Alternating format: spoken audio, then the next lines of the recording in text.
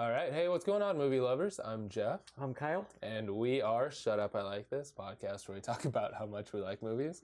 And just don't shit all over things. Yeah, exactly. There's too many YouTube shows, too many podcasts out there that want to talk about how stupid movies are. Too much negativity. Too much negativity. I want to listen to a podcast where people like movies. Yeah. Right? Like, exactly. How cool is it to share a film with somebody, especially films like today, this episode number 55.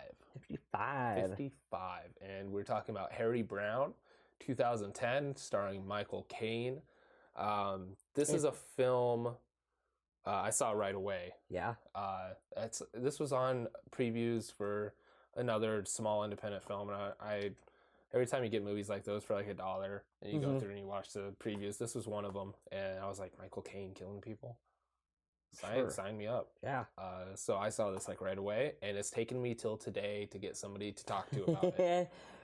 I'm excited, you're excited, and it's okay if you folks at home have never heard of this movie, because I didn't know what you were talking about either. Yeah. I feel like no one ever, because I tweeted about it, I got no responses. None whatsoever that I was watching this movie and encouraging people. Usually you get a couple people that are like, hey, I've heard of that movie. At least a like. Harry Brown with Michael Caine, nothing, which is sad because this movie is fucking amazing. It's taken me 8 years. 8 years. Yeah. We finally got here. So real quick, Rotten Tomatoes critic score, it's still relatively high. It's a 63% critic score. That's a good score overall. But the audience score, of course, is higher, 74%. I dig it. So that's pretty crazy for this kind of film. Yeah. Harry Brown, 2010. What year are we talking? 2010, you said? 2010.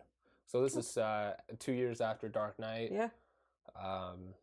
Which has kind of brought Michael Caine, I think, back, was Batman Begins. Because he's been doing this since the late 50s. He's been in everything. He's an amazing actor. I do think that The Dark Knight helped introduce him to a newer generation. Yep. People our age and younger. It's like, oh yeah, I know him as Alfred from, exactly. Christopher Nolan's trilogy of movies. I thought that it was interesting that you picked this one right after we did Punisher. Right. Because there's like a kind of an overarching vigilante theme that parallels both films. Mm-hmm. And I think that's what got me thinking about it. Right. And on last week's episode, we ranked all of the Punisher movies. I think we have to redo the list. Where do we add Michael Caine in our top Punishers? Because he fits the bill. Yeah. It's weird. I tweeted out that Harry Brown is the Michael Caine-led Punisher film that I did not know I needed in my life. Right. And I super fucking did after watching it. Real quick, Tubi TV. Unpaid sponsorship. Yeah. Really, Tubi is amazing. Check it out. It's phenomenal. It's free. And there's a lot of great films like this that, even if you haven't heard of, like you're just scrolling through Harry Brown, oh, Michael Caine. Yeah. Oh, 2010? Yeah. Yeah, let's just give it a watch. You don't have anything to lose. And it ends up, there's a lot of great films on there. Yes. So, Tubi TV, hit me up. So, when did you first watch? Oh, when it came out on DVD. No shit. Yep. I remember because I went to I was a junior and I had just got in my car and I was driving everywhere. I'm like, oh, I can go to Walmart and Target and stuff now. Yeah. No place had this movie. I ended up getting it at Movie Gallery. Oh, cool. So I ended up finding it there, and it was a little overpriced, but I ended up picking it up there, and I watched it right after its release. Like I said, I saw it in the previews on another, film like this that nobody knows about. So you just pick it up for a couple bucks here and there. Oh, you know what it was? What? No, maybe not. But it reminded me of there's a film called Bottom Feeder. With oh man, he's been in trouble a lot. He's drugs, alcoholic. He was in Saving Private Ryan. Tom Sizemore. Yes, Tom Sizemore. Tom Sizemore is in it. Good pull. Bottom feeder. It's a film Was that like this after he got nobody out of knows about. rehab? I think so. Like- It was like for his rehab costs, he had to do bottom feeder. Yeah. They're trying to make a serum. He's not. He's like a janitor, but there's this doctor and all these people, scientists, that are trying to make some serum for age-defying, stay alive shit. It ends up like it's not ready. The scientist takes it. They exile him or something. He's in a sewer and he feeds off of rats. And then As one does. And he like transforms into like a man rat. That sounds deal. Stupid as shit. I kind of want to watch it. Is it good? Tom Sizemore is like a janitor and he's out cleaning something and there's a sewer that leads into it, and that's about all I remember. But I would watch Tom Sizemore in a movie with giant Skyrim rats. It was a. It might have been before this, but it was about this time. Because there was a slew there. You know, you watch one, and then there's a trailer for another, Sure, I mean, if there was a preview for it, you just follow it. Must have been a year before. It might have been. It might have been something whatever. like that. So I'd never heard of it until you introduced me to it. You're like, we're going to do Harry Brown. And I'm like, okay. So I watched it on Tubi TV on my computer on Sunday night. So just right before we recorded this podcast was my first introduction to it. And initially, I won't lie, my initial thoughts were, this looks like one of those movies that you would see at like Walmart in the cardboard sleeves for like $1. Oh, yeah. You know, the really cheap ones that are shit movies that no one's ever heard of, but it has like one actor in it. And you always are like, how did this shit terrible movie get like the one? I'm like, is this Michael Caine? Is this his equivalent of that? I did not. That was what I thought going into this. I'm like, this could be awful. This could be terrible. I was blown away. It's amazing acting from start to finish. It was a great Punisher-like vigilante story arc. Yeah. There were scenes in the movie that I can't wait to talk about that were like shocking. Very. Like, you watch it and they get progressively more fucked up as the scene goes along. Yeah. But they're so well acted and it's done in such a believable way that you just buy into it. And then all of the actors in this movie are like awesome actors from something else that I love too. Yeah. It's like if I cast a movie, this is who I would cast in a movie. It's like, oh yeah, because I like this guy from Game of Thrones and this guy from Mission Impossible and Michael Caine, and it's like, that's what I would do. This is cool. This is right up my fucking alley, dude. There's all those actors. They're always that. Oh yeah, that other guy. Yeah, that guy. Yep. Oh, that guy. And it was even the main detective woman. She's been in stuff since like the early 90s. I was just looking her up. She's in like the Mary Poppins. Oh, she's in the new remake. Yeah. And stuff. And it's like every actor is great. Yeah. In this film. We do a lot of random ass movies on this podcast, and they vary. And there are some of them that you have to be. What was the one that we watched from the director of the Undead? Undead. You have to be in a certain mood, to watch Undead, and it's a good. It's a good movie if you're in the mood for that kind of movie. Exactly. This is probably the best random ass movie that you've picked that like no one has ever heard of. That like for the Shut Up I Like This Random Ass Movie award is Harry Brown. Harry Brown is definitely Harry Brown. Yeah. This is legitimately a good fucking film. Yeah. Yeah.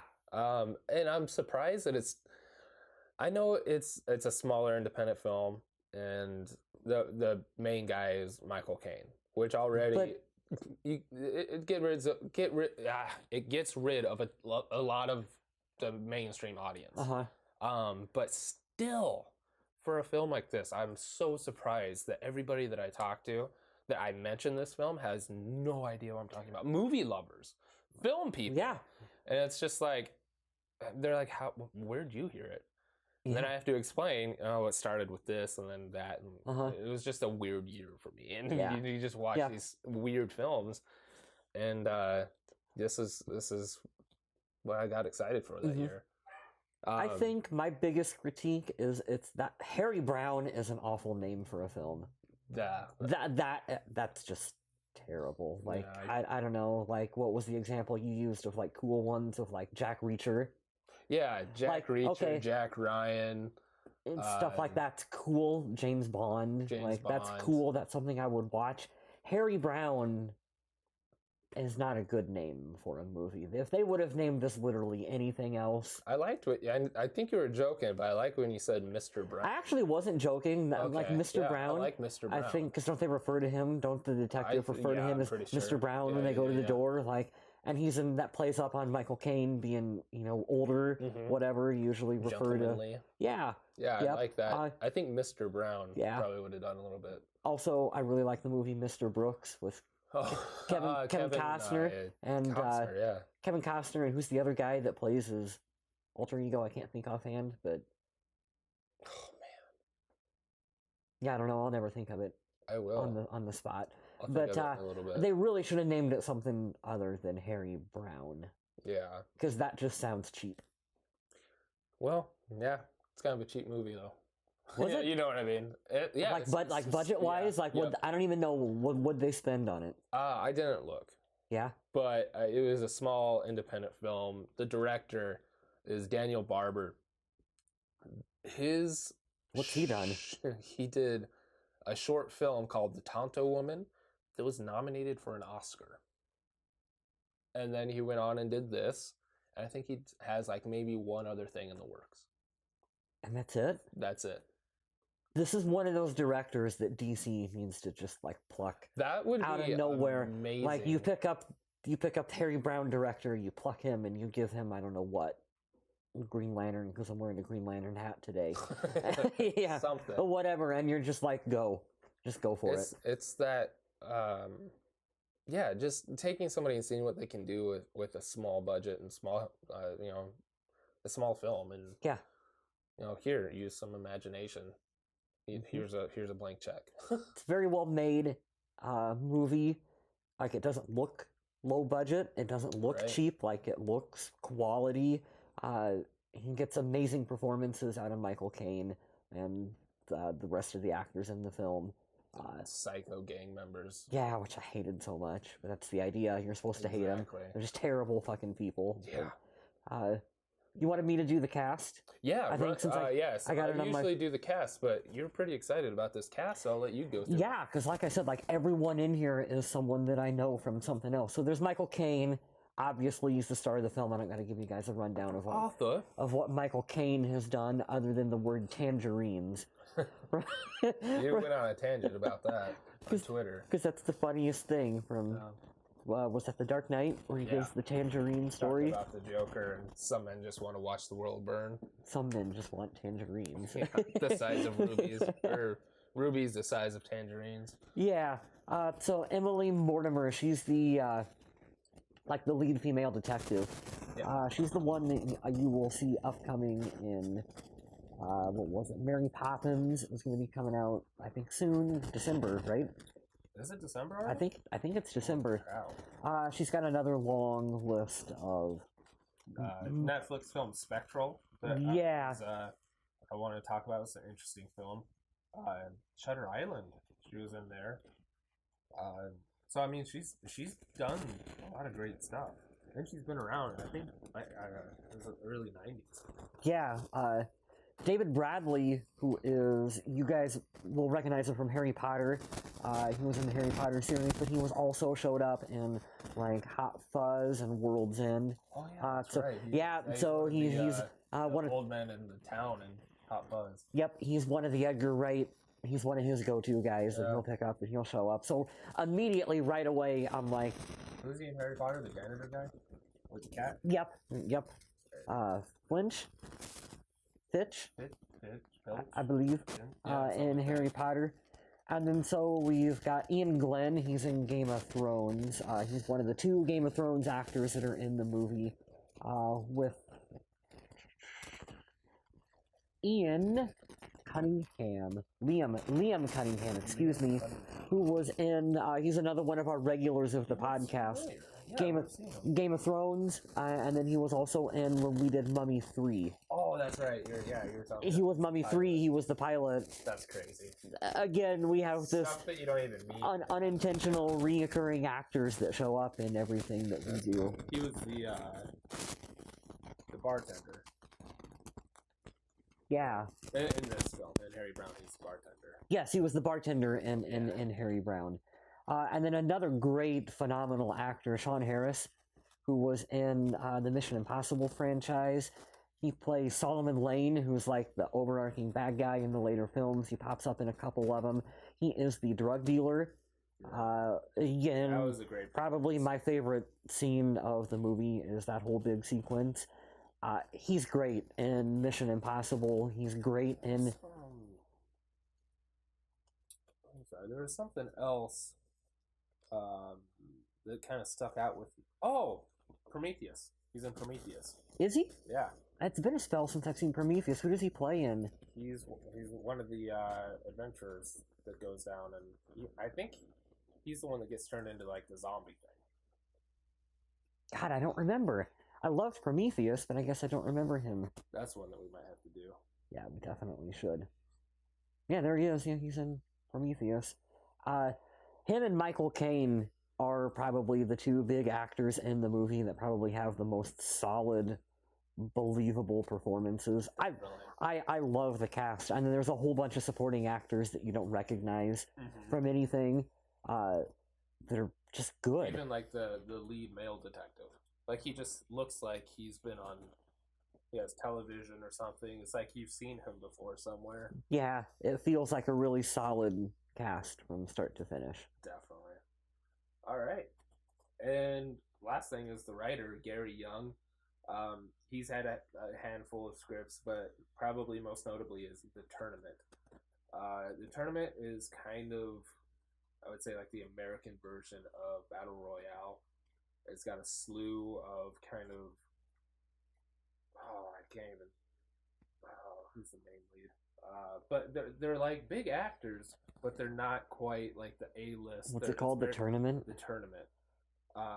They're not like B actors, but 2009? Yes. Oh, like Ving Rhames is in it. Robert Carlyle. Yeah, the dude from 28 Days Later, or 28 Weeks Later, one of the two. Kelly Hu. Yeah, Liam Cunningham. Game of Thrones. I'm telling you, he's a regular of the podcast, friend of the podcast. Ian Somerhalder. So it's like it's got a bunch of people that you recognize, but I recognize him from something. What is he from? John Lynch. I'm not sure, but it's a film full of names that you recognize, even if they're not huge. But I feel like everybody knows Robert Carlyle and stuff like that. So that's funny. Liam Cunningham is in that. I'm telling you, man. Scott Adkins, phenomenal stuntman. Yeah. He's a bad guy in Expendables 2, and he has his film Ninja, where he plays Casey. I like the way we've got our regulars of the podcast that keep showing up in movies. We didn't mean to. Unintentionally, but it keeps happening. It's interesting. But I mean, I think that has something to do with the kind of films that we pick. Yeah, that too. We do a lot of genre films. It's a lot of... Because, I mean, we're not talking about the blockbuster Oscar movies. Yeah. It's those ones that kind of get over with Harry Brown. They get completely overlooked. They're great films where a director, Daniel Barber, who hasn't had that much, he deserves to get this film recognized for the work that he's done. Yeah. So he can get more work. And it's not like Michael Caine was phoning in a performance. Like, he gave a performance that was like he was going for the Oscar. Yeah. Whatever. There's the scene where the detectives come to his door and they tell him that his best friend that he was just playing chess with. That's a really tough scene.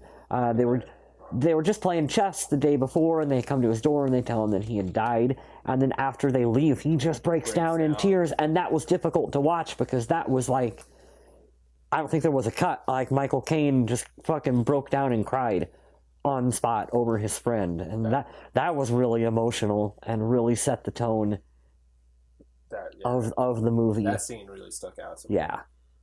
Just being able to keep it.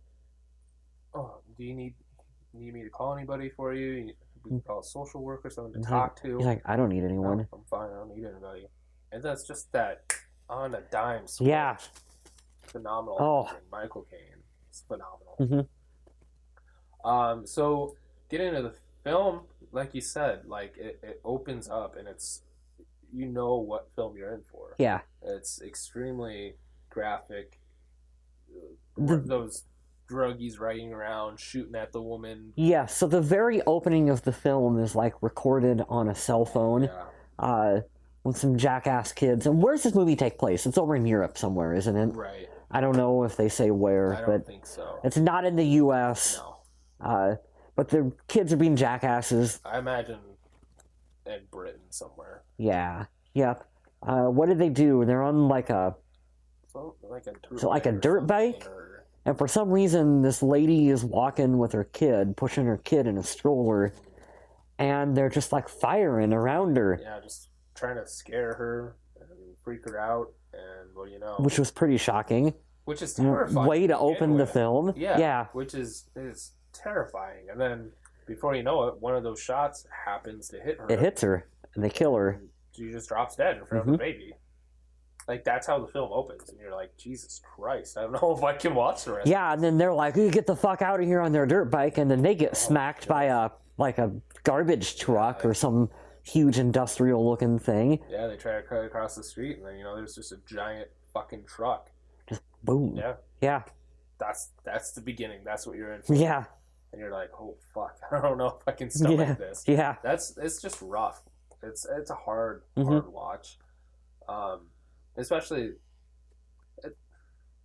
it's a thing to watch, like war films or something like that. People die. When you're watching a woman push her baby, and it's just asshole fucking dicks. Yeah. They're not even. I think what makes it worse too is they're not intentionally trying to kill her.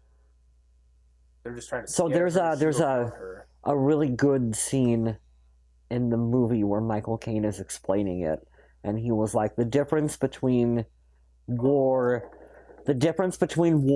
and what these idiot gang member kids are doing on the street is that, you're fighting for a purpose, even if they're on opposite sides of the conflict, of like, they're still fighting for a purpose for their country, whatever. And he was like, in war, and he was like, what these gang kids are doing is just for fun, for entertainment.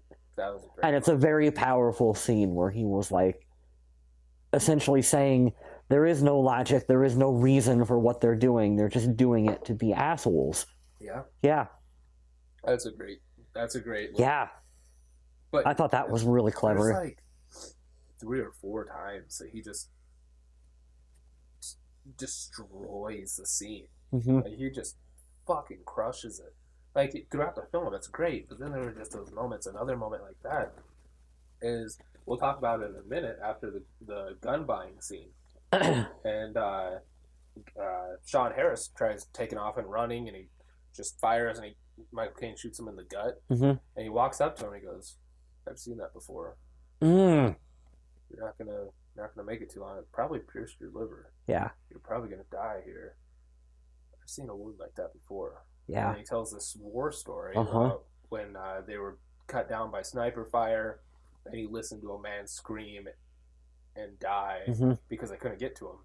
Yeah, he was like, we couldn't call in a paramedic. And we couldn't get to him. One of his buddies that he had to watch bleed out because they couldn't do anything, and then he was like, I've never told anybody that. Yeah.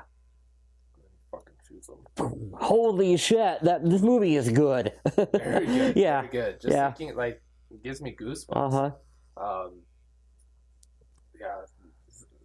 Let's just jump into that. So the overall, that's our favorite scene. I kind of want to set the overall, like, broad story of the film first, then we can go into scenes and stuff. Okay. Is that they're living in Europe, and there's this gang of hoodlums of kids that are anywhere from 18 to maybe even younger. We could even say like 16 to like 25. Yeah. Like that age group, and they're just hanging out in this rough neighborhood that they live in. Michael Caine, and his best friend, what was the actor's name? Shit, let me pull it back. I don't have it pulled up. In the film, his name's like, oh man, I'm so terrible with names. Anyway, Michael Caine's buddy is getting harassed for no reason for these kids, just because they like fucking with him. and it like reaches a point where he wants to retaliate. He kind of tries to confront him a little bit. They're like, I've tried going to the cops won't do anything about it. They just like beat the shit out of him. They murder him, they kill him. And so the movie is basically that the cops aren't really doing anything to solve this, and Michael Caine goes the Punisher route of, I've had enough of their fucking shit. Yep. And just takes him down. Fuck. Yeah. Mows him down. It's a very Punisher-like story. Definitely. I think. Yeah. It makes sense why a week after us doing Punisher, you would be like, let's do Harry Brown. Yeah. It definitely made me think about it again. I had thought about it off and on before, but after watching The Punisher, it definitely stuck in my head that we should visit that. And I'm glad I got you on board to watch it, because it is a film that you hear, oh, Harry Brown? Who cares? Yeah. That just sounds like a film. Yeah. But after you watch it, and even just those two little lines of dialogue that we talked about with Michael Caine acting his ass off and really selling you that, those two scenes itself pay for a film experience. And those are only two. I mean, we're going to talk about our favorite scene, and there's still more. We'll talk about that, and then we'll call that your favorite scene. We'll talk about my favorite scene. I'll switch it just to be different. Leonard. I'll talk about the Leonard, right. Yeah, is his friend's name. And then I want to talk about the ending bar scene. Yeah, it's a good scene too. So, after everything we see, that's good too. Yeah, the movie also has a nice twist at the end. Yeah, that doesn't feel forced and doesn't feel like oh shit, I could see that. Yeah, but then you think about it, and you're like, oh, that's why they were doing business there. Like, what did they have to worry about? It's fucking good. It's fucking good. I'm glad we're talking about it. Yeah. So let's get into the first thing we want to talk about: the drug dealer, gun purchasing. Michael Caine purchases a gun. Like, this is the point where he is he's had enough of their shit. He's going to take matters into his own hands, because he's lost. We didn't even mention he's lost his wife due to like cancer or something. He's witnessed his best friend get killed. He's all alone, don't have anyone. And real quick before you get into that, they don't talk about it, but you can see his wife is buried next to his daughter, Rachel Brown. Oh yeah, I did catch that. And I paused it, and I was looking, and she was only 13 years old when she died. Damn, that's sad. So he lost a 13-year-old daughter, and then his wife is buried next to him. His best friend was just murdered by this gang. Yeah. There's the bit where the detective comes back into his house for the second time, and they talk about chess, and she's like, oh, you don't have anyone to play with. Right. That is sad. That's sad shit, dude. Yeah, it is. I saw a review talking about this film where they said the main plot, the main thing that makes this film different is the fact that he's old.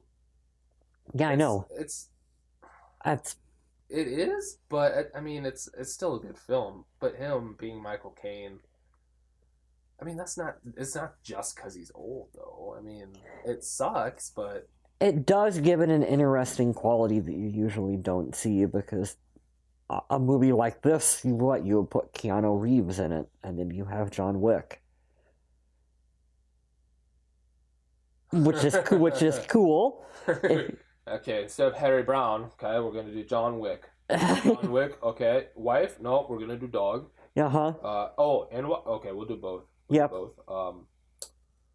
I don't know why I did that with an accent, but there you go. I don't know. I liked it. I don't know. It was just kind of Stallone-like, a little Stallone wrapped in there. Maybe that's what I was doing. Yeah. Yeah. We're gonna just stop. Yeah, we're gonna do Rocky, but it's gonna be Creed now. And everyone's like, okay, Stallone. No, we're gonna do it. What the fuck ever, and then the movie's amazing. Yeah, no shit. Oops. And then we're gonna do a sequel, and there's gonna be Creed 2. Whatever, I like Stallone. It's amazing. He's great. Yeah. We talk about it all the time. He's my hero. I can't wait to see. I can't wait to see Creed 2. I do like doing the. I can't beat him. I just want to go the distance. Mm-hmm. Okay. Anyway. What the fuck were we talking about? The fact that Michael Caine is old. Yeah, I don't know. I think it gives the movie an interesting quality because he's older. No. I don't know if it makes it. But that's not the whole movie, though. No. That's what this review was saying. It was a negative review saying that the only thing that set it apart from anything else was just the fact that he's old. No, I disagree with that. Exactly. I disagree with that completely. That's not the point of the film. Yeah, someone wasn't paying attention when they watched the movie. Or they didn't watch it. Yeah, there's a lot of, that too. There's a lot of really good nuance in this movie that you can miss, like the chess scene and stuff. That if you're walking around on social media eating popcorn, you're going to miss what makes this movie good. Yeah. I think. Back to the scene, though. Back to the drug dealer scene. The drug dealer scene. Jesus Christ. Yeah, what the fuck? Hey, get back to the drug dealer scene. Yes. Michael Caine knocks on the door. He's like, I want to buy some tangerines. I will pay you with rubies. Or that's from The Dark Knight. But he does burn the village down at the end. Soda. He does burn the village down, like the end of that Dark Knight dialogue. You just don't. I'm done with the tangerines. You just don't see the path. You can never be done with it. They're connected universe. This is Alfred. Oh my God! This is Alfred on a journey to find Bruce Wayne, who was because remember he was in Europe. This is a prequel to Batman v Superman. Yes, it is. Then where does he had a wife for many years? Yeah. Alfred just left her to go live in Gotham for a long time? For 40 years? Yes. Okay. This is that lapsed period where Bruce Wayne was training to become Batman. It's when Harry Brown takes We're trying to talk about the drug dealer scene. Takes place. Drug dealer scene. Our best scene. So he knocks on the door and and he's like, I want to buy a gun. I want to buy some merchandise. Some business. Yes, and that leads him through a scene that legitimately gets more and more bizarre and fucked up as it goes along. All the way at the end of the scene, there's the girl that they've got drugged up with the needle stick. I hate needles in movies, especially drug dealer needles. I just can't stand that shit. So they've got her, like, passed out on the couch. The one guy is doing a line of cocaine or something as he's selling them. This is the big scene with Sean Harris from the Mission Impossible films, where he plays the drug dealer Stretch. And he's got all of the tattoos, and he's all shirtless and skinny. Like he cuts himself. Yeah, he's got, like, needle track marks and shit. Nipple ring he keeps playing with. And why are his nipples so black? I don't know what's going on. Amazing back and forth dialogue between him and Michael Caine, because these are both top tier actors, in my opinion, who can just chew scenery and just make shit work. Michael Caine loads a gun at one point without them really realizing it, because he's like, why don't you let her go? And the girl on the couch. Yeah, that they're recording them fucking her. Yeah. Oh, it's just what's he say to, like, 50 pounds? You can take a go at her, do whatever you want. Yeah, that's right. And then he's like, "Oh, you can't get your old man cock up or something." Yeah. He's like, "We got blue pills for that or something." It's just so difficult to watch scene, and you don't know what's gonna happen throughout the course of it, and then he goes all fucking Punisher on him, and it's great. I like how it leads up to that too, because already with the door, as soon as he opens it, you're already like, this is gonna be weird. Yeah. Then the guy who answered is not even Stretch. It's the other guy. Yeah. So then you meet Stretch, and he's drugged out, scratching, playing with his nipple ring. Oh yeah, he's like scratching. They're both like, they look buggy. What do you want, man? That creeps me out already, and you're like, oh, this is weird. leads them back into their pot farmers doing all that shit. And there's like drop cloth everywhere. It's very creepy. Go into this room, there's the 2 couches, table, weapons and drugs and stuff, and then a TV that's playing pornography that they made of him raping that girl on the couch. Who's like passed out because she's got probably, I don't know what. They've got her arm tied off and a needle hanging out of it. I hate that so much. I know, I hate Isn't there a scene where he shoots himself in the ankle? The foot, yeah. Or the foot or something? Yeah, down there. With the same needle. Oh, was it the same needle? Yeah. I hate that so much. It's terrifying. And that's not even the worst part of the freaking scene. Yeah. So he's doing all that. It's a very awkward back and forth about buying weapons. The cock part. We have little blue pills. Then he starts presumably smoking weed using his weapon. Oh, yeah. He fired once out of it. Yeah, which creeps everybody out. Uh-huh. Everybody jumps. Very scary. And then it's still loaded. Takes one out of the chamber. Loads it up with whatever. Pot, whatever it was. Smokes it. And then that's terrifying. They do the deal. Michael Caine's looking at the guns, loads one. They go, "Whoa, hey, not until we see some money." Yeah. And he goes, "Well, can you please call an ambulance for the girl?" Yeah. "Oh, she's fine. Blah blah blah." Mind your own. They're basically mind your own business, old man. Don't worry about it. So. So the guy who's snorting coke on the ground, he has his hand on the table. Michael Caine, fucking ninja pulls out a knife, stabs him in the hand. Or was it the bayonet? I think it was a bayonet, and to distract him momentarily, there's a really amazing, because they've still got the fucking rape porno on in the background, man. Which don't green screen that, Jeff. I still would like to remain on YouTube. He even says something like Michael Caine. It's kind of funny, where he's like, look at the titties on her or something. She's got a great little set of tits right there. Yeah. Like, just trying to get his attention. A little distraction. And then, it just takes that split second, and then, shoof, bayonet through the hand. And before he can pull the gun on Stretch, he fires. Stretch is already out of the chair. He's pretty quick for a tweaked out guy. He's on a lot of meth. Yeah, no kidding. And then before you know it, Stretch has a gun on Michael Caine. Michael Caine had already fired a shot, missed, and there's this great moment where they're kind of frozen at each other. Mm-hmm. Stretch says a couple words, goes to fire. Well, he just smoked weed out of it, so it misfires, doesn't do anything, doesn't go off. Michael Caine, another great line. "You have failed to maintain your weapon, son." I loved that line. Yeah. And then the guy that he stabbed starts kind of moving a little. And catches Michael Caine's attention. And it's like instant. It's like, boom. Yeah. He takes him out. Blows up the TV in the background, all that shit. And Stretch takes off. Michael Caine just kind of fires a couple shots after him. Ends up hitting him. And then, like I mentioned earlier, that great line about I've seen that one before. Yeah, that was a really powerful scene. And then he takes the girl and he puts her in like a army jeep looking thing, burns the place down because again the tangerine scene, he has to burn the village down at the end of it. It's topical, it fits. And then yes it does. He drives her to a hospital. And then they have tangerines and it's the end of the movie. They all live happily ever after. Takes the woman to the hospital, leaves the horn on and runs.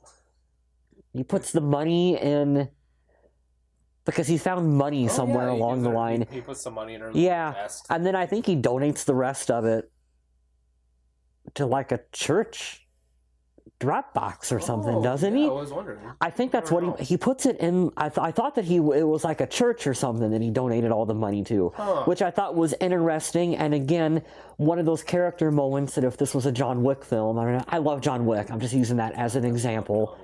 If it was a movie like that, he'd have took the money and he'd have bought more guns and ammo and stuff with it. Well, he doesn't. He donates it. He donates it to a church. I thought that was a really good he's not in this for personal gain. Right. Kind of moment that, again, if you're on the social medias instead of watching the movie, you miss stuff like that. And playing off of that, it's fun because I wanted to mention another little thing. The first time that we see Harry Brown, he's getting up. He has his tea. He does his dishes. Mm-hmm. I wrote down, it's so adorable that he gets dressed up to go see his wife. Yeah. I just think that's cool. And he's very neat, very organized. Mm-hmm. By the time that his friend Leonard dies, you see the dirty dishes in the sink. You see he's not taking care of himself. It's just like, why bother? Yeah.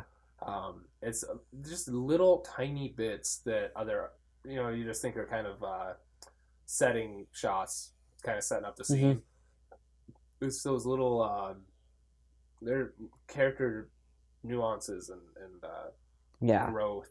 Yeah. Or in this case, not growth, but deterioration. Mm-hmm. And then same with that, the money thing, not keeping it for himself. It's goddamn, it's good. Yeah, it's a very good film. It's a good story arc overall that it goes through. Yes. And the gang of, I don't know if we've stressed enough of just like the hoodlums are just terrible to everyone. Film the killing of his friend Leonard. Yeah, they piss on him. Oh, man. And it's an old man that's on the ground, and they're kicking him, they're punching him, they're stabbing him after he's dead or dying. Yeah. They piss on him, they're laughing. You see it. You see all of it. And it's then in the film. Yes, it's in the film. And then you see Michael Caine looking out the window, keeping tabs on him periodically. From his friend's apartment. From his friend's apartment. Yep. Yeah, because they left a dead animal outside his house. That they dog poop on fire. Yeah. Just all kinds of dumb shit like that. You see him keeping tabs on him, and like, there was that guy with his girlfriend that were just walking by that they harass and... Ooh, I don't know if they were so innocent. I think they were trying to buy drugs. Do you think? Yeah, I think they're buying drugs. Yeah. Could be. Because I think they were like... Maybe trying to buy pot. Doing the slippy thing. Oh, okay. What's that? Our desk that we need to clean. There's a lot of crap on there. You just can't see it. Yeah. It's the magic of video. Anyway, they beat the shit out of those people. Whether or not how innocent they are maybe is up for debate, but they probably didn't deserve they didn't deserve that. Yeah. All of that. And it's implied that they've all been in trouble numerous times. Kind of the leader, his name's Noel. Before we get into this too, I love, you see it especially in like independent films, but the long drawn out shots, it kind of sets the mood, and it also, what's a movie that we just talked about or mentioned? Skyline. Rambo. But that have a bunch of Easter eggs, stuff on the wall, stuff like that. But it's always quick, instantaneous shots that you never get to really see where you're at, what you're experiencing. I love the long, drawn-out shots, and that's where you get to see Harry Brown's apartment. Yeah. You know what it looks like. It's you see him acting, you see him sitting there drinking tea. How can drinking tea be interesting? Well, it is. Because it's Michael Caine. It can be. And we need to move whatever that is. I love those shots, and one of those shots is on, you don't know it, but it's on Noel's mother when she's like sleeping on the couch, presumably hungover, drugged out, whatever, and the pounding on the door. Oh, where she's all leaned back on the couch. You probably are on that for a good 10 seconds, and you kind of get to see the room around her. You can look at the couch. It's like, of course, that's an alcoholic's couch. Yes. You know what I mean? She's got that's a good character moment where they summed it up really pretty well without having much dialogue, where you get her because you've got cops pounding on the door. Warrant, search, open your door, we've got a warrant, we're going to come in, and she doesn't care at all. Right. Exactly. So clearly this is not the first time this has happened to her. Yeah. if you were at home on your couch and you heard pounding on the door, I'd shit myself. Yeah, and it was the police that had a search warrant, you'd probably go to the door pretty quick to see what was going on, but she doesn't. That's a good scene for any writers out there that are like, you want to convey information without having to spoon feed it. Yes, without me telling you, character telling another character. That's a really brilliant way of doing it. Yeah, that's interesting. That's a great deep scene in those 10 seconds. Where you very much get that woman with the pounding and the cops and stuff like that. That's very good, actually. That's a lot better than what I was going to say. Yeah. We get backstory on, like, the gang of kids, but they don't... How do I say it, Jeff? Spoon feed. Yeah, they don't... It's not like you do... Can I shit on Justice League for a minute? You know how there's the scene where Lex Luthor has the files in the computer of all of the Justice League members? And I thought that was too on point. There's not a scene where the police detectives lay out files with all of the kids' names in front of you. That's where I was going with that. Yeah. They find a better way to do it than that. Right. Without spending a lot of time. And scenes like that. Yes. You can, this has happened a lot. Why aren't they panicking? Yeah. Yes. But we do it without files and exposition between... Exposition's the killer of everything. Yeah. Yep. I don't even remember where I was going with that, but that's a great little tidbit. But talking about his mom and Noel, and his dad he was the king around these parts, and blah, blah, blah. Now he's the king. So Noel is he's the leader of everything. He leads these ragtag group of assholes. And they're all fuckwads. every one of them deserves the shit they got and probably more. Yeah. Some of them got off easy. Yeah. Just a quick. That's it. Forgot where I was going with that. I don't. But you were talking about what's his name? Noel. Oh, right. Noel. And how he's kind of the leader of the gang. He's the one that Michael Caine interrogates, right?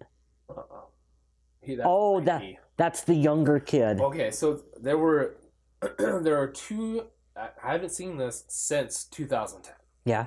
There are the two things I remember about this film are the drug dealer gun buying scene. Because it's so good. And for whatever reason, it stuck with me is that the sexual abuse. Because it's so... That was difficult. Creepy, and it's hard to watch. I'll let you. I don't want to explain it. I'll let you go for it. It explains later who that guy is.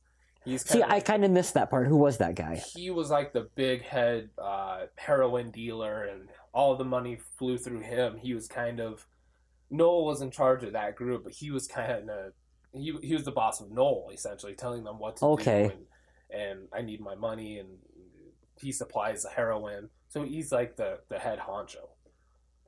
So in like Breaking Bad, like Tuco. Right. Yeah. Yeah, he's Tuco. Well, that's a good reference for people who haven't seen a movie. That's a good point. He's the Pablo Escobar. Yeah. Okay.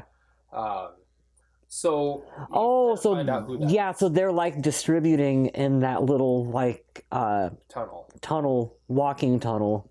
Yep. Gotcha. And so that guy comes up and he's like, "Give me that little fucker and let's go," and stuff. And we're seeing this as the audience from Michael Caine's perspective, yes. Looking out the window, just observing. Exactly.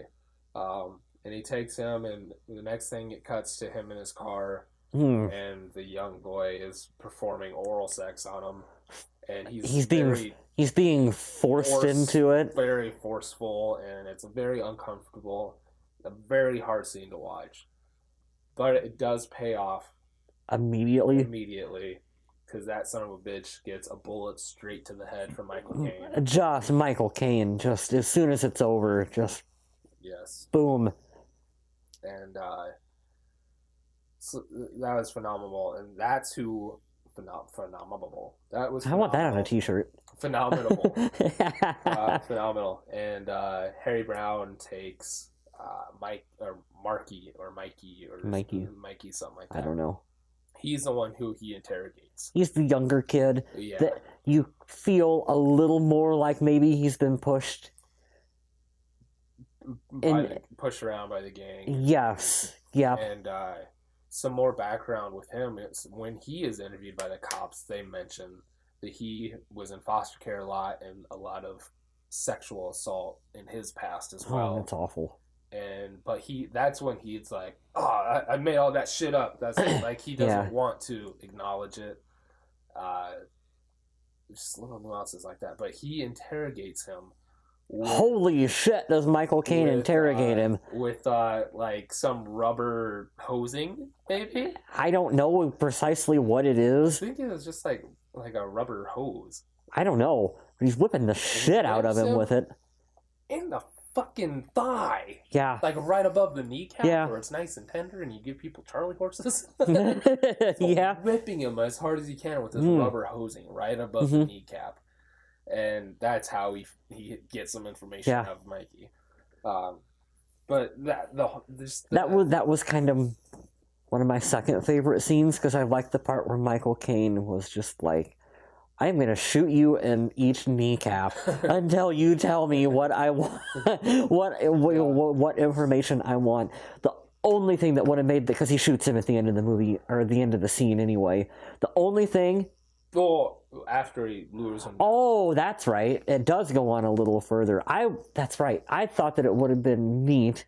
Yeah, had he just... For him to just pop him in each kneecap and then pop him once again. But he lures him into the tunnel. By a rope around his neck. Yeah. He's tied up. So, before we get into that little thing, I just want to say, I think the film uses this sexual abuse thing. You're supposed to kind of feel sorry for Mikey. A little bit, yeah. At the end of the day, he is still a fucking terrible piece of shit. They all are. Every single one of them are fuckwads. And I like how it plays with you to be like, oh, well, he was assaulted and stuff. It's like, well, he's doing the assaulting now. Yeah. So fuck him. Yeah. But yeah, that leads into he has him around like a noose, and this tunnel, it goes underneath. It's a great location. Well, for film. What a bad night hideout. I wrote, because you can see in, but you can't see out. How are you supposed to defend yourself? Oh. But as a location, yeah, I guess I get what you mean. But instead of having like a walking bridge, it goes underneath the road. I kind of thought that's what made it cool, visually interesting. Yeah, it's very visual. I was like, well, I guess if you were going to sell drugs, that's a good concealed location. It's not though. I imagine that there's enough people that they would. I don't know. Maybe they would have lookouts on either side of the tunnel. Usually, I don't know. I thought it was a dumb place to do business, especially at night. I liked it. But... As you saw, though, you can see in, but you can't see out. But they're also dipshits. Yeah, that's true. So there's that. Yeah. You got that going for him. Yeah. But he leads Mikey in. He's like got a noose around his neck, and he's going into like as a distraction to kind of warn them. Was it barbed wire, or was it? Because I thought it should have been. Oh, was it? I don't know. I think it was just. Was it just like a noose? I think it was just. It was really fucking tight. It was very tight around his neck, because he like jerks him back at a point too. Mikey says he's got a gun, and then he just. And he's like, oh, like shut up! Like his legs are bound and his arms are bound. And... He can barely. That's a great. Because you get the scene of those two assholes down there with those girls, and you kind of hear the shuffling, but you can't really see anything because he has to move like an inch at a time. He comes out of the darkness of the tunnel. That's a great little tidbit. And, yeah, he says he's got a gun. Harry Brown kind of jerks him back, and they just start shooting into the dark. And then that's when Mikey gets clipped in the back of the head and leaves. Noel makes it out, though. Yeah. Because Harry Brown gets caught up with the other people. But I imagine he was probably on, when they were firing, he was probably on top. Of the tunnel. That's what I thought too. I kind of was hoping. I was kind of hoping that he was going to drop down from the other side.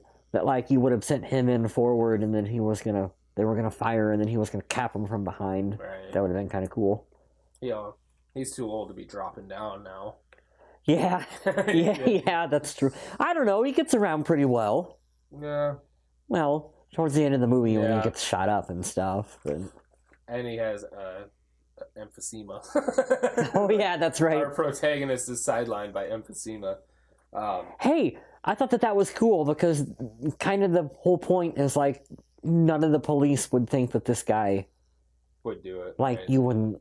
This old he wouldn't. Oh, that old guy wouldn't. He can't do any of that. Right. He's not our vigilante. And the woman is like, he was a Marine. Like 80 years ago. Still got it.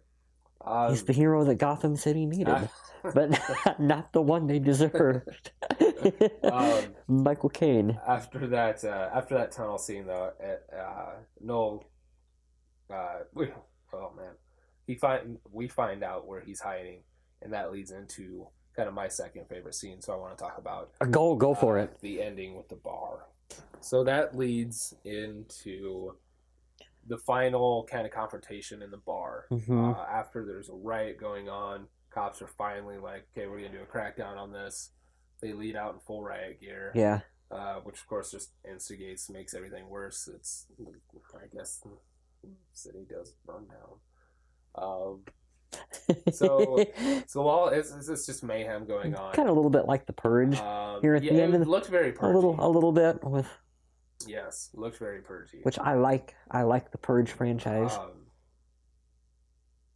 So the two detectives have been following. We've been following throughout the film. They're looking for Harry Brown because she still thinks that he's the guy. Mm-hmm. And so they're going to find him because he left the hospital after his little emphysema attack. He checked himself out. Yeah. Well, he just kind of walked out. Yeah. He didn't even bother. So they're trying to follow him, but as soon as the cops get there, like all this riot's going on, and they're crashing into cars and killing people. Two cars crash into the detectives. Yeah, throwing big rocks. Oh man, cocktails that are exploding on the ground. Yeah, everything. Harry Brown is right there, and these are all garbage people. Right. This is all total shit garbage. They even make the comment of like, why does this old guy live in such a rough neighborhood? Well, it probably wasn't. Right. Years ago, it's probably changed into a shit neighborhood, and they can't afford anywhere else now because that unfortunately happens too. Mm-hmm. Yeah, he's an old guy. He's probably living off of. Well, they call him a pensioner. Yeah. Both of them. Yeah, definitely. But he finds them after the car crash. Mm-hmm. He takes them in. He goes because we've seen him go to this pub that he likes. That's like his place to go. And I'll mention it afterwards. But there's another great little moment I want to talk about in a pub. Batman. But we're Batarang. The end part.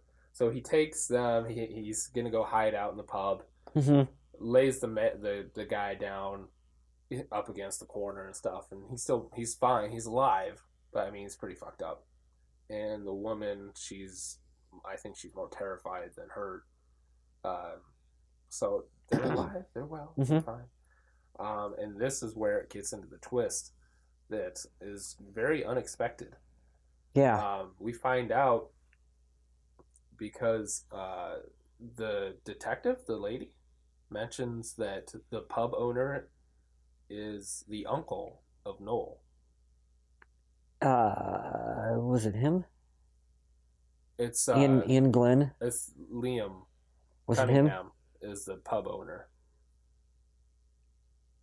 That guy. Oh, there we go. Game of Thrones. He's the pub owner. Two Game of Thrones actors in this. Yeah. And the female detective is telling Harry that he's the uncle, so he's probably gonna defend him and stuff. He can't just go down in the basement and shoot people. Yeah. So Harry goes down there. Liam comes down there and confronts him, and he goes, "You're not gonna shoot anybody with two cops up there." And I like how he finds out where Noel is because he has the phone from. He calls the phone, and the phone goes off in the other room, and the pub owner's like, "Fuck! All right, come out." Yeah. And you have that great little confrontation down there. Harry Brown's very tired, weak. They end up taking the gun from him and fucks him up, punches them, takes them upstairs. They're going to kill these guys. They're going to kill the 2 cops. And it's an interesting flip with the pub owner because throughout the film, it's just a buddy. It's Harry Brown's buddy that he sees him a lot, presumably. Yeah. And he's going to kill him now. And he goes over and he's showing his nephew how to do this, which is creepy because he talks about you can't record this shit.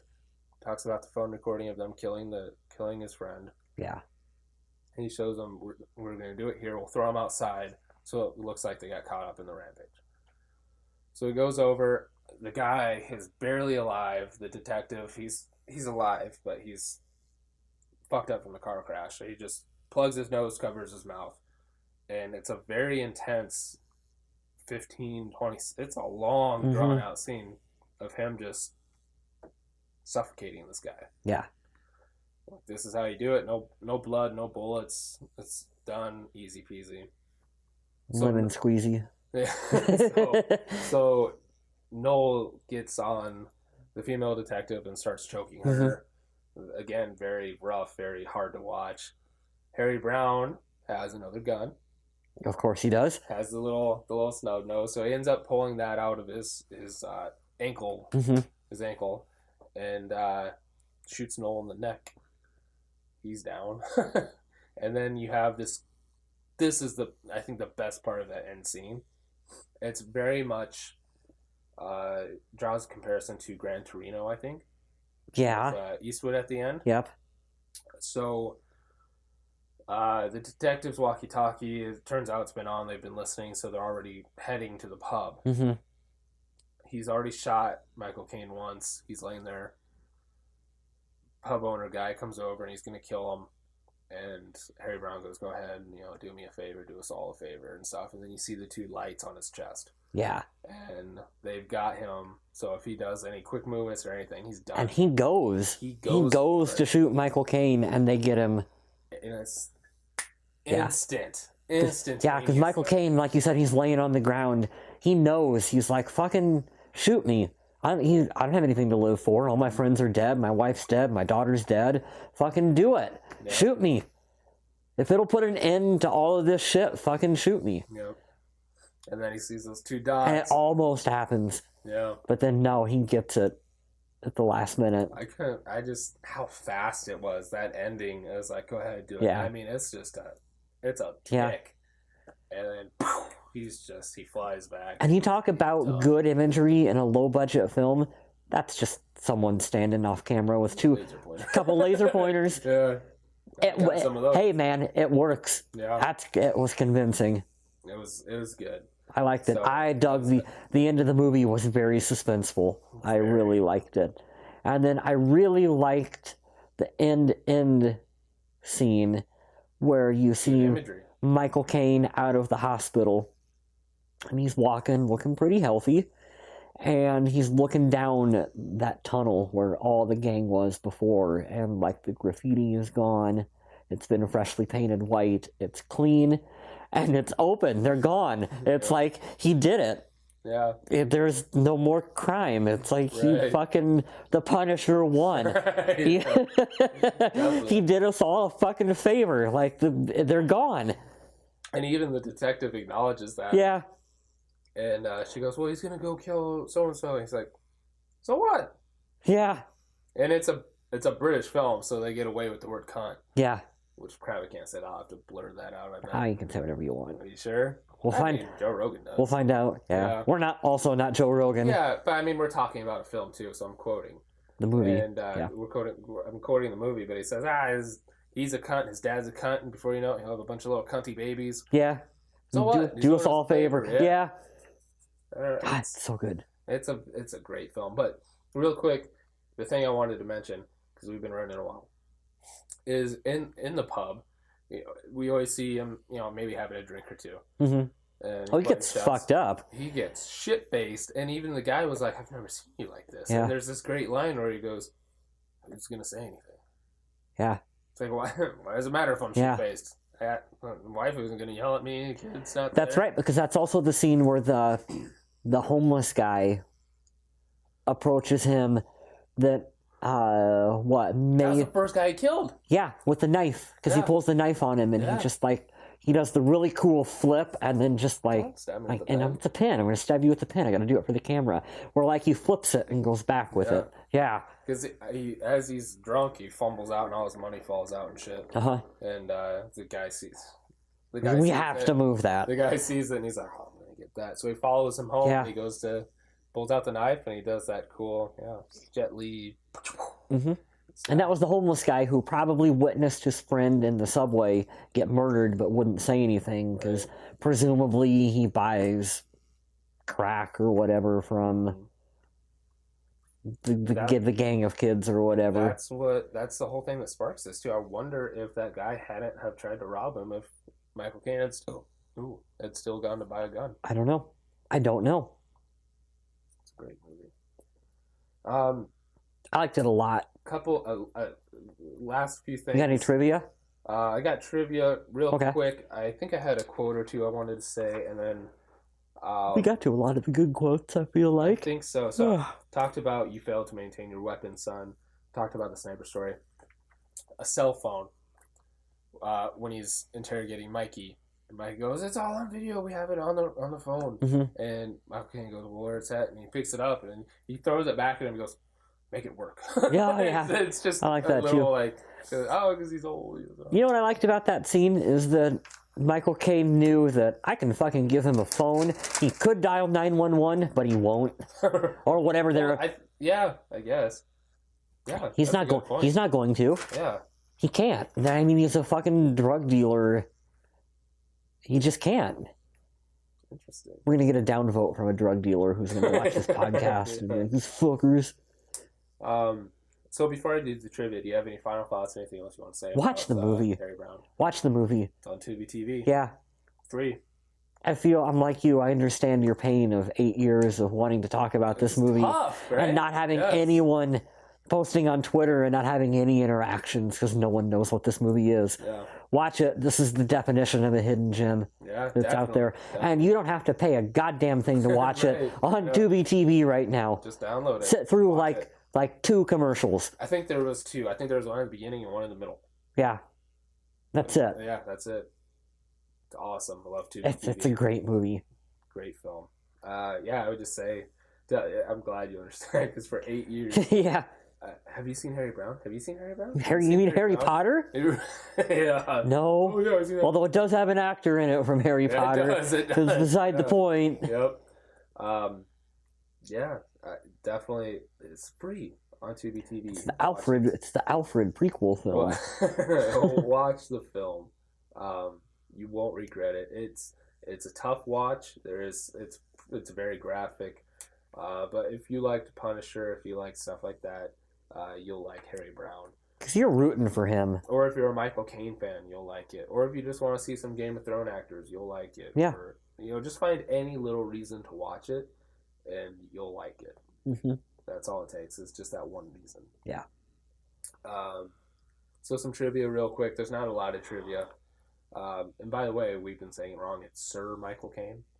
Oh. He is knighted. Yes. So Sir Michael Caine saw a lot of himself in the character of Harry Brown. They were both combat vets. Mm-hmm. And they even lived in the same area. So really? Where that area was, Michael Caine actually lived around that town. Cool. Hopefully it wasn't that bad in his neighborhood. Right. And so that's what drew Where's he from? I'm going to look that up really quick. I don't know.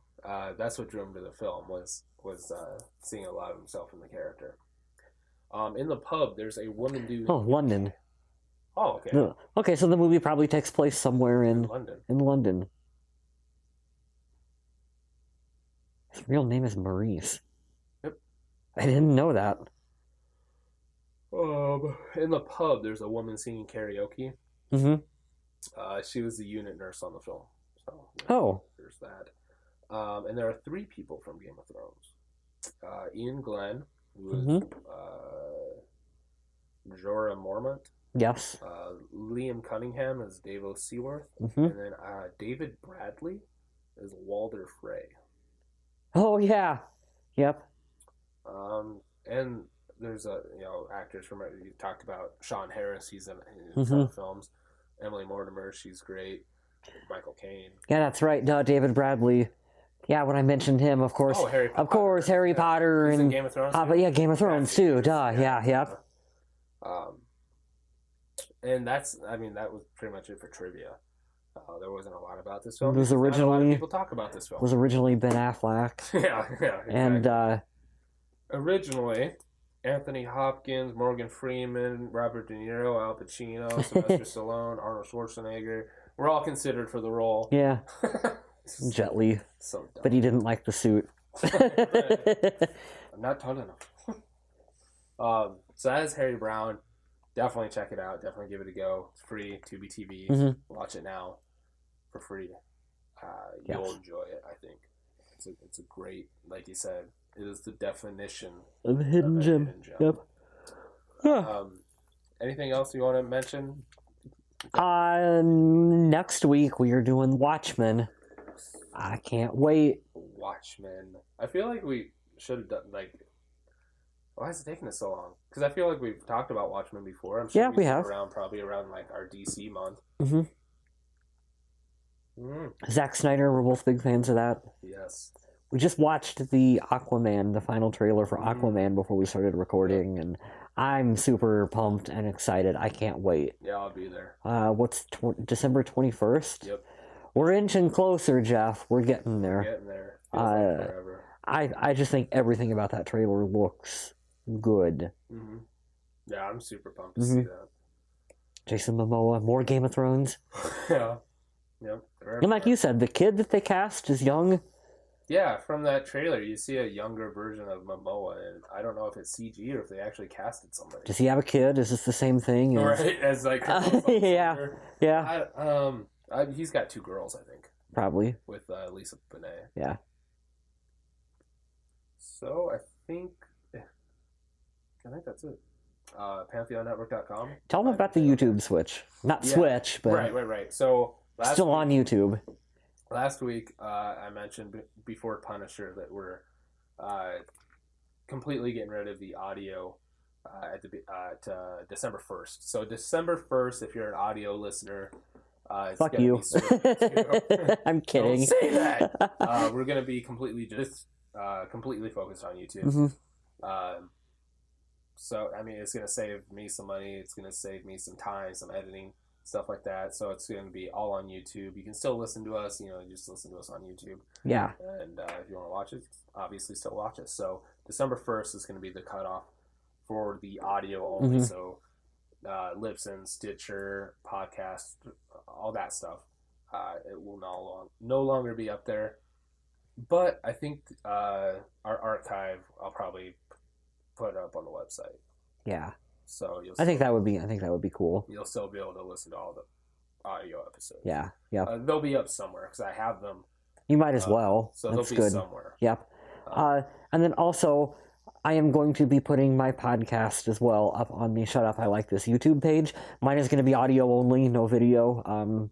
But I'll have a way to make that work. Yep. Just kind of the same way as that. I think that's a fun idea to have multiple content on one. I also wrote, it's a short series, 6 episodes. It'll be like 10 or 15 minutes an episode. And I'm going to start that when I have free time because it's something I can do as I go. And once I get the 6, I'll upload them. Cool. So it's not movie related, but it'll still be under the Pantheon Network banner. So awesome. Looking forward to that. So yeah, we got some fun stuff coming up.